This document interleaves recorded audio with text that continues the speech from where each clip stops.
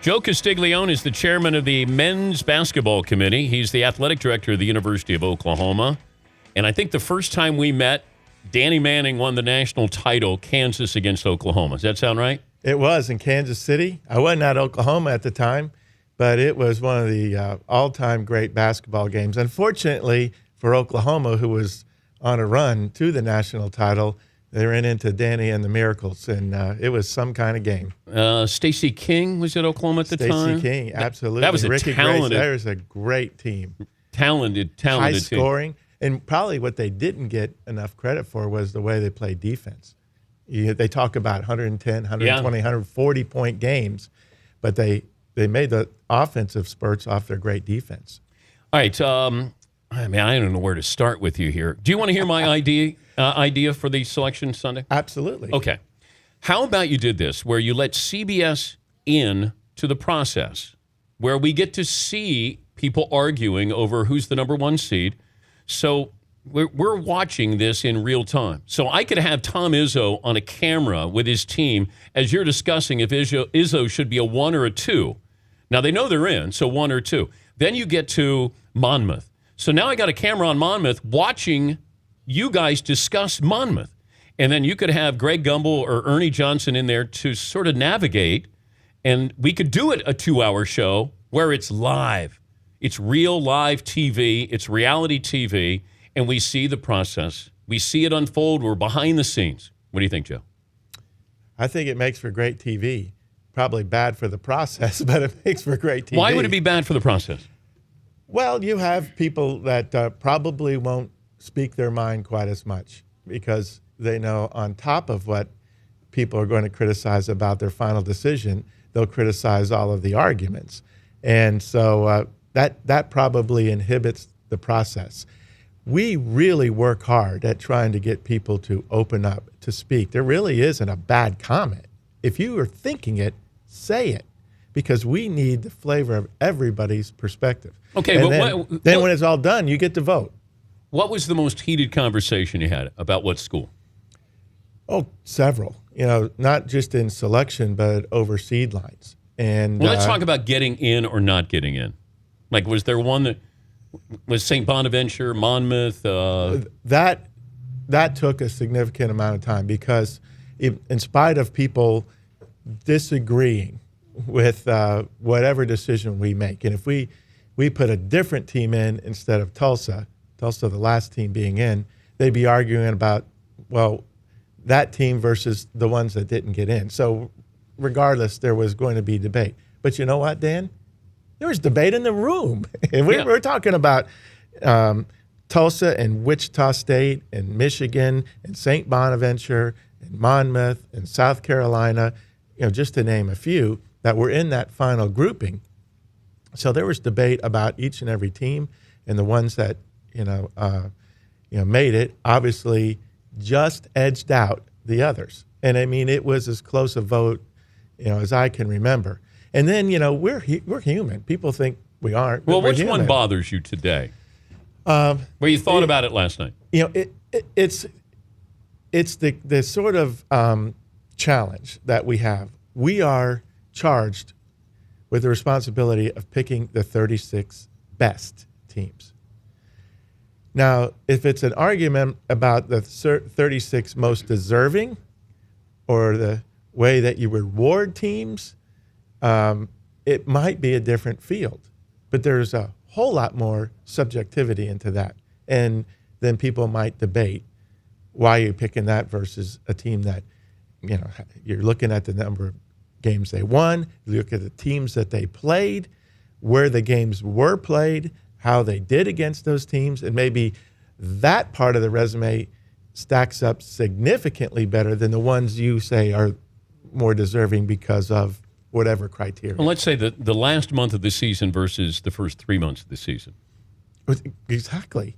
Well, you're looking at the last month is more valuable than the first 3 months. Oh, no. But I think that's a good point you make. We look at the entire season. But I want a team on the uptick. I want a team playing well. Now, once again, I'm going back to you're creating a TV show. The tournament is a TV show, Joe. Right? It's reality TV. Yeah, it is. I mean, this is like Survivor. Yeah, it is. I mean, you get the argument year in and year out. Great games. People are engaged literally all over the world. But you have Indiana maybe playing Kentucky. You have to have, I mean, that's on purpose, right? Oh, absolutely not. Indiana playing Kentucky in round 2 is not? No.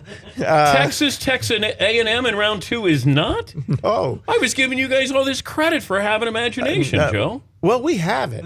We're just not allowed to use it. Oh, you're not? No. It's there are a lot of theories that come up from time to time, Dan, and they think that we concoct these certain matchups like that. But Joe, it doesn't happen. You were going to have Bob Knight at Texas A&M play Indiana in round 2. Now, what are the odds of that happening, Joe?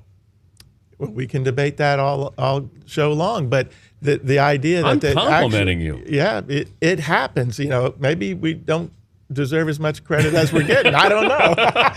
But in any case, you know, the idea of trying to make that happen could intentionally or unintentionally compromise someone else's seed in the tournament. And then I think that's obviously unfair. So you have to start with whatever rules that have been established. You can't get into the middle of the process and start arbitrarily compromising them because in spite of our great creativity, we found something we want to do that, is a little bit outside of the box of the rules. We won't do that because then integrity and credibility in this process is paramount. You can argue whatever we come up with, whether you like it or not, that's fine. But the process, the rules, the criteria, the principles govern what we do, and you can't arbitrarily change them once you're in it. He's Joe Castiglione, the chairman of the men's basketball committee, University of Oklahoma athletic director. Is this a TV show? Which part? The tournament itself? The tournament itself. No, it's the one way that over time has evolved, where the attempt is to get the best teams in a format where they can play each other. It's a one game playoff, if you will, not like the NBA where you get best of 5, best of 7, but what the membership has decided that this was the one way. It's not necessarily the 68 best teams. If you want it to be the 68 best teams, then there's a whole different set of criteria that should be developed. We only get to pick 36 of the 68. Do you get credit for your history? Like Duke, Indiana, Kentucky? Oh, we're mindful of it. And we realize sometimes of the arguments that are made, people go right to the historical great basketball traditions. And sometimes they get credit for being maybe even a tougher team than they really are. And each year is a different year. So, we recognize players that played in previous tournaments. Sometimes they're first-time tournament participants. But in our case, we don't let what happens 1 year earlier, 3 years earlier, or historical perspectives influence how we're judging this year's group of teams. When's the last time you heard from a coach, you individually, who was angry? I think probably once a year, twice a year, but it doesn't necessarily mean they pick up the phone and call. I actually, along with my committee members, welcome the opportunity to talk to anybody about what we're doing. We have nothing to hide. So what did Calipari say? I haven't talked to him yet. Oh, you haven't? Okay, all right. I'm actually open to it. We were just talking on our way in. I might even find a way to reach out to him. And I've been in conversations where he has made similar points before about previous tournaments. So what he's saying isn't entirely new. But what we always talk about, people want absolutes. They want us to say, it's this, period. Or it's this, or it's this. Well, in our case, Dan, it's all of it. Because we try to use all of the factors. We use the analytics, which are countless in today's world. Our committee watches countless games. We try to know the information that, in essence is behind the scenes so we can provide greater context, because it all goes into the mix for each of the committee members to judge the teams. And then again, it gets back to our charge, which is selecting the 36 best. And then, Dan, once those are selected, along with the automatic qualifiers, then we do a true seed list. And then once the true seed list is complete, and there's a lot of head-to-head comparisons and so on, then you get into the bracketing. And the bracketing is really set up with certain principles, between the higher seeds getting geographic preference, working through the natural seed list, and avoiding conference affiliation if you can, like matchups for the third time. They may happen like as far as to the Elite Eight, but they can't happen in an earlier round. So, there's certain cases. There are matchups that people might like, they don't like, they wish they never had to face, but they all fit in the rules. Why didn't you help out my mid-majors here? Wichita State's it?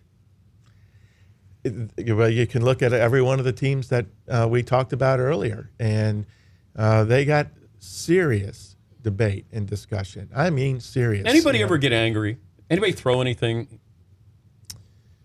Passion, I'd probably say, is so it's not angry. It's not anger. It's passion. It's passion. And everybody obviously has strong opinions, and yet we keep it civil, but we want the opinions expressed. And so if a person is just sitting there, which it doesn't happen, but if they were just presuming they sat there the whole week, we're together and didn't say much, that's not a good thing, How many so we people actually are in there? Encourage it. There are 10 members, okay. 9 besides myself. And of course, we have great staff. VP Dan Gavitt, an incredible leader, works for the NCAA, David Warlock, Joanne Scott, several other staff members that help us behind the scenes in gathering and assimilating all the information, checking details. And so it takes a large group. We get together and start on Wednesday, and you'd be surprised how fast that week goes.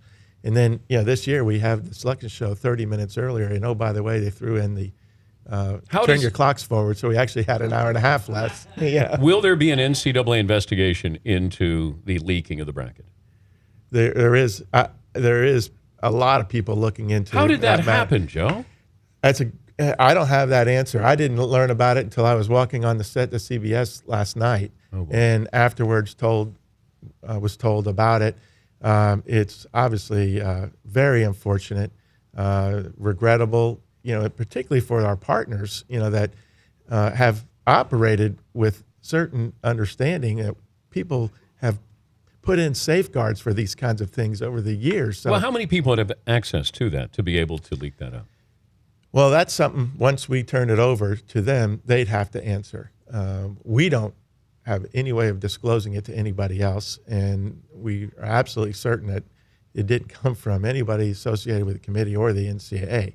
Now, after that, how many hands get on a bracket, it's hard to say. So that's, leave it to the people that are looking into that matter to try and make. But that's big business, Joe.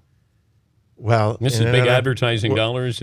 Well, in our world of technology, it didn't take very long to get out, and that's really unfortunate when they're working through an entirely new process to reveal the bracket to America. I have the Monmouth basketball team set to join us here. They want to talk to you, Joe. No, just kidding. I'd actually welcome them to come in. Dan, we're here facing it. We absolutely stand behind I'm glad our decisions. that you're out of behind closed doors. I think it's important for you guys to be on the aggressive. To say, look, we get it. It's a process. We're not always right. We're human. I understand all those things. And I think it's smart. If you chose 9 other people and went in a room, and I chose 9, and say we put 10 coaches in a room, and say there's 5 or 10 rooms with 10 people, you think every one of them are going to come out with the same answer? Absolutely not. Did you do a good job? Yesterday? I feel like well, that's for other people to judge, but I feel confident in the process. I think we were extremely thorough. I think we really spent a great deal of time on some of the things that people are debating that maybe they don't understand, but in the end, the votes determine who got in and where they were on the seed list. And we certainly understand debate. Last year, this year, years to come is always going to be there. Okay, but get together with the NBA and get rid of the one and done. Well, you won't Okay? have any argument from me. I know, but let's get But, rid of it. They either go to high school and then right to the pros, or they're two years in. It benefits everybody. Everybody. I concur. Ben Simmons might even get a chance to. Now he would have gone right to the pros, probably, right? Well, every case is different, and sometimes the so-called one-and-dones get into school and realize, maybe staying another year would help me. We experienced that with our own Blake Griffin. It was absolutely, a tremendous person. It grew into becoming the overall number one draft pick. And here's Buddy Hield here at Oklahoma. Love Buddy. Could have gone out last year, stayed, and look how hard he worked on his game and how much better it got. So there's cases for each person to determine individually. It's great to see you again, Joe. Dan, my pleasure. You look Thank refreshed. You. I Like feel a good. weight's been lifted off your shoulder. He's the chairman of the Selection Sunday, the basketball committee, and University of Oklahoma athletic director.